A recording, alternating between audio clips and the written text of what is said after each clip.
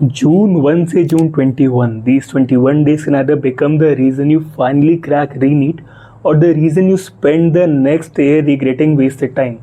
Because right now, most students are still preparing incorrectly. They are trying to revise everything equally and that is a big mistake. क्योंकि आखिरी 21 days में NEET के पहले selective aggression matters more than endless studying. You don't need every chapter to score 600 plus. You need the right chapters revised properly with ruthless consistency. तो इस वीडियो में I am going to tell you exactly कौन से chapters हैं जो को revise करने हैं 1 और 21 जून के बीच में रीनीट के पहले. रैंडम थ्योरी नहीं, random unrealistic full syllabus fantasies नहीं, बस हाई यील्ड चैप्टर्स जो मैक्सिमम रिटर्न देते हैं. अब एक बात ध्यान से सुनना, ये वीडियो उन बच्चों के लिए नहीं है जो कंफर्ट चाहते हैं, ये वीडियो उन बच्चों के लिए है जो जेन्युइन मार्क्स चाहते हैं. सबसे पहले understand the strategy. Your target for 600 plus is not target for perfection. It is a target for optimization. Strong biology, stable chemistry and survivable physics. That is what you're aiming for. Now let us start with biology because this is your biggest weapon and if you want 600 plus, biology becomes the most dangerous subject to study it for. 1 जून के बाद से ये chapters repeatedly पढ़ना चालू कर दो. Human physiology, this is the highest scoring area in NEET, especially digestion, breathing, circulation, excretion, neural control and chemical coordination. These chapters are almost compulsory for good scores and questions repeat every year. उसके बाद biotechnology, छोटा सा effort और बहुत ज़्यादा returns मिलते हैं. उसके बाद ecology, easy if marks are revised properly. उसके बाद reproduction, specially human reproduction and reproductive health. और उसके बाद finally plant physiology. Students ignore it because it feels कि ये बहुत बोरिंग है, यहाँ पे मार्क्स लूज होंगे. बट ध्यान से एक बात सुनो, biologically your strategy is not just reading. Read NCERT actively, underline करो एक्सेप्शंस को, डायग्राम्स को रिवाइज करो, स्टेटमेंट बेस्ड क्वेश्चंस को प्रैक्टिस करो, close the book and recall mentally. Because in the final phase active recall matters much more than passive reading. And every single day solve at least 200 से 250 MCQs biology के. Biology repetition से improve होती है. Chemistry, this subject can either save your score और destroy it completely depending on your revision quality, so amplify it. Organic chemistry में these chapters should be revised repeatedly. Haloalkanes, haloarenes, alcohol phenol ethers, aldehydes, ketones and carboxylic acids, amines and biomolecules.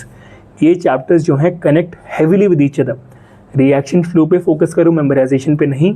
और अब in organic chemistry this is the purest NCERT territory there is. Especially coordination compounds, P blocks, chemical bondings, DNF block. NCERT से directly पढ़ो, बार बार पढ़ो. अधिकतर students यहाँ पे shortcut लेने का ट्राई करते हैं और उसके बाद तुरंत मार्क्स लूज कर देते हैं.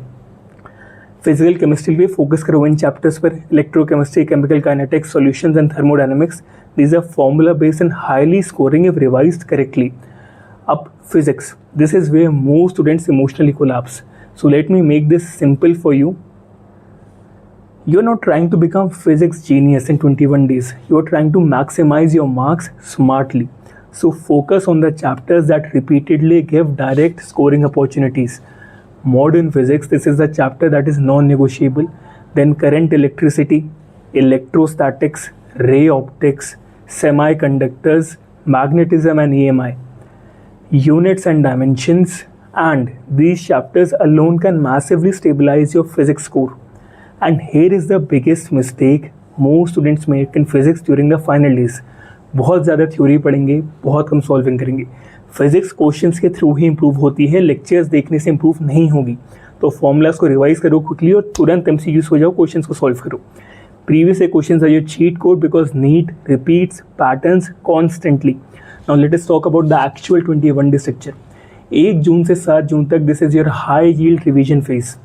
Your focus here is reconnecting your brain with all major scoring chapters, biology, NCERT, chemistry, reactions and formula-based physics PYQs. Perfectionism नहीं, खाली speed और retention. फिर जून 8 से जून 14 तक this becomes your mock test acceleration phase. Now alternate day full syllabus test become compulsory. And this is critical because mock tests जो होते हैं themselves they do not improve any rank. Analysis improves rank and every test after every test ask yourself कि मैंने marks कहाँ पर loose करे. Concept का issue था, मेमोरी का इशू था, सिली मिस्टेक थी, पैनिक था. फिर उसको एनालाइज करो and this is where toppers separate themselves from average students. 15 से 21 जून तक this is your final polishing phase. कोई मेजर नए चैप्टर्स नहीं, कोई रैंडम रिसोर्सेज नहीं, कोई पैनिक लर्निंग नहीं, सिर्फ NCERT, formula sheets, mistake notebooks, PYQs and mock test analysis, and now your focus becomes accuracy because students lose massive marks through silly mistakes in the final exam. गलत reading करेंगे, गलत bubbling करेंगे, over attempt करेंगे questions को, difficult questions पहले solve करेंगे and उसके बाद your brain becomes tired. You need to become calmer, sharper and more discipline. अब इस बात को ध्यान से सुनो because this is the most important thing I will say in this video. Most students already know enough how to score better than they currently do. The real problem is inconsistency in poor revision. And इसीलिए अधिकतर students जो पिछले 2 साल से पढ़ रहे हैं आखिरी हफ्तों में पैनिक करके फिर सेलेक्ट नहीं हो पाते. Information without revision disappears under pressure.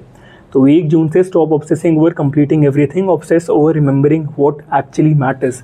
And one more thing, do not study emotionally now, study strategically. कुछ दिनों तक मोटिवेशन चला भी जाएगा, कुछ दिनों तक मोटिवेशन मैटर नहीं करता है.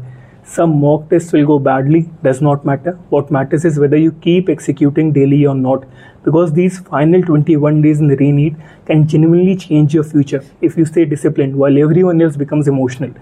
And honestly, that is exactly where ranks are made. अगर वीडियो पसंद आई तो सब्सक्राइब करो and see you in the next one.